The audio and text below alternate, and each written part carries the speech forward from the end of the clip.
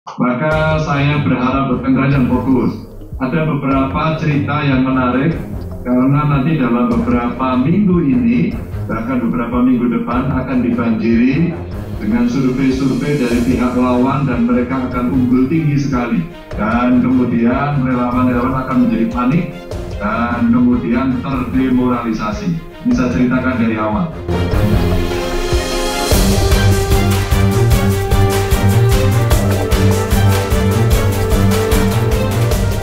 Nah, di sini artinya sesuai dengan prediksi Ganjar.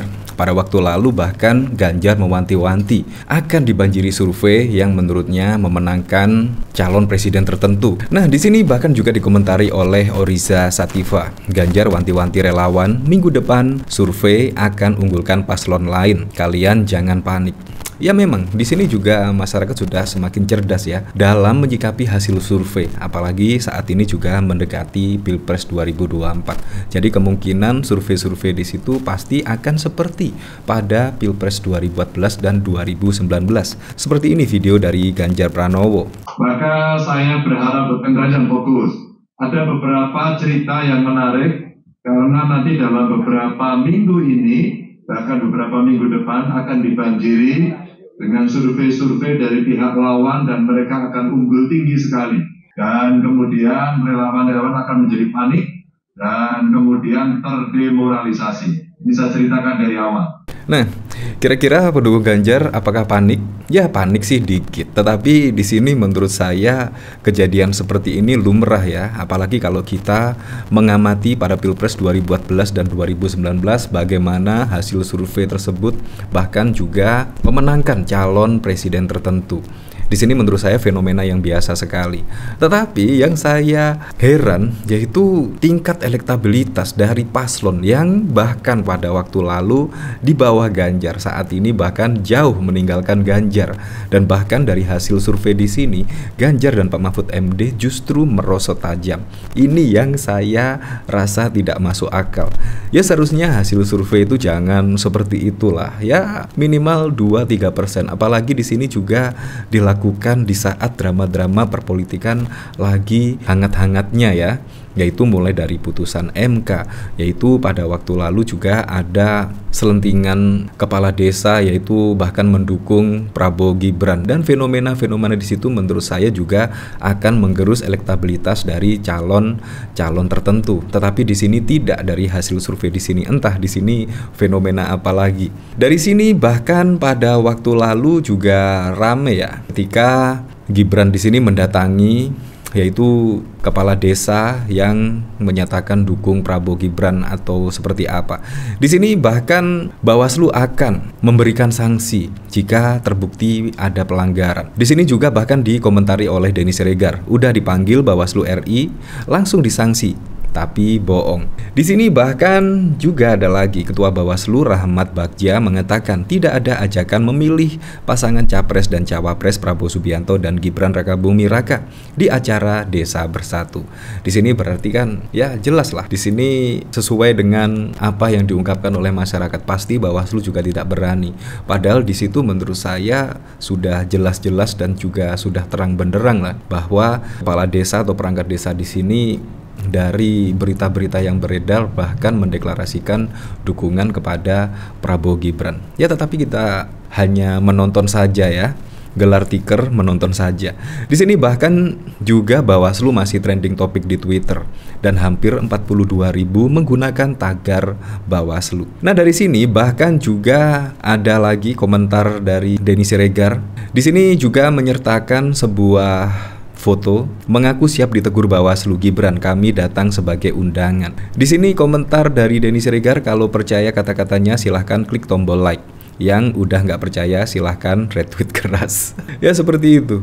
Jadi tanggapan Gibran menurut saya juga sangat masuk akal, mengaku siap ditegur walaupun juga tidak bakalan ditegur ya. Nah di sini saya penasaran kira-kira beritanya seperti apa ya.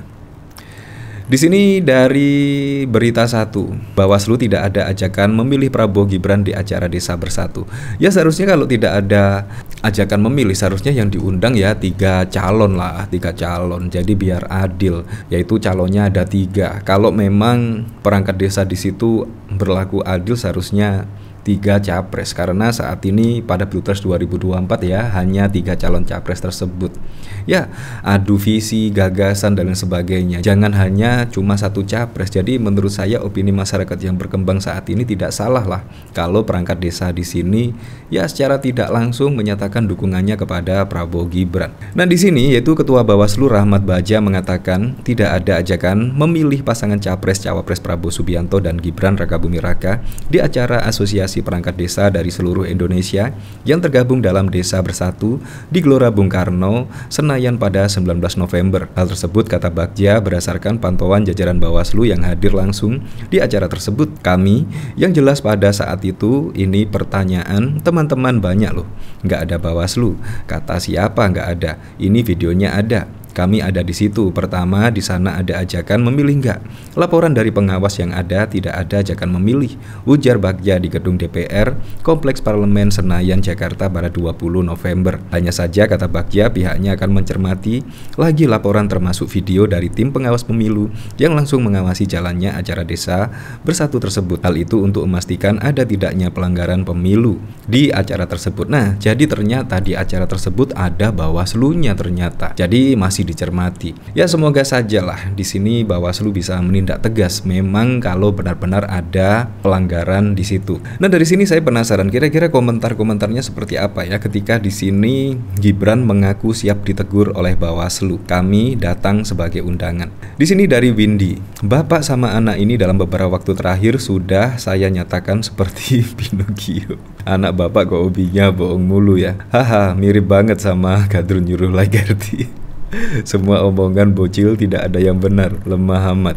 Di sini bahkan menyertakan sebuah tulisan Deklarasi Nasional Desa Bersatu untuk Indonesia Maju.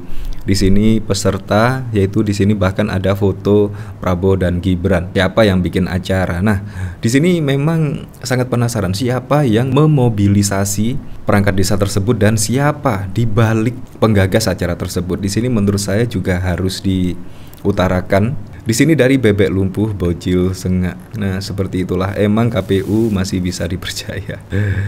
Ya kali, nggak diundang tapi datang Bang Deddy Siregar. Nanti dikira jelangkung. Pertanyaannya, yang ngasih dia undangan itu siapa? Apa jangan-jangan dia bikin undangan buat ngundang diri sendiri ya?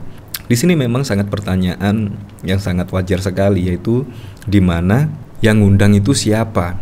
Dan dibalik mobilisasi perangkat desa itu siapa? Pasti juga ada yang menggagas ya, yaitu acara tersebut. Di sini dari anak ayam cuman opa dan keponakan paman ya yang diundang. Wow, memang sangat aneh sekali di sini. Dan bahkan di sini saya masih penasaran ya, kira-kira kenapa kepala desa dan perangkat desa tidak boleh berpolitik. Nah, di sini Undang-Undang Nomor 6 Tahun 2014 tentang Desa, Pasal 29 huruf G, kepala desa dilarang menjadi pengurus partai politik. Di undang-undang yang sama juga mengatur larangan bagi perangkat desa. Pasal 48 yang dimaksud dengan perangkat desa meliputi sekretaris desa, pelaksana kewilayahan dan pelaksanaan teknis. Pasal 51 huruf G, perangkat desa dilarang menjadi pengurus partai politik. Dan pada pasal 64 huruf H, anggota Badan Musyawaratan Desa dilarang menjadi mengurus partai politik. Jadi seperti itulah. Ya, jadi kita kembalikan lagi lah ke masyarakat. Jadi seperti apa perpolitikan saat ini, dan masyarakatlah yang memilih untuk Pilpres pada Februari 2024 besok siapa yang cocok untuk memimpin Indonesia ke depan. Apapun itulah untuk Pilpres 2024 mendatang, semoga saja berjalan dengan aman, berjalan dengan lancar, dan yang paling penting berjalan dengan jujur dan juga adil.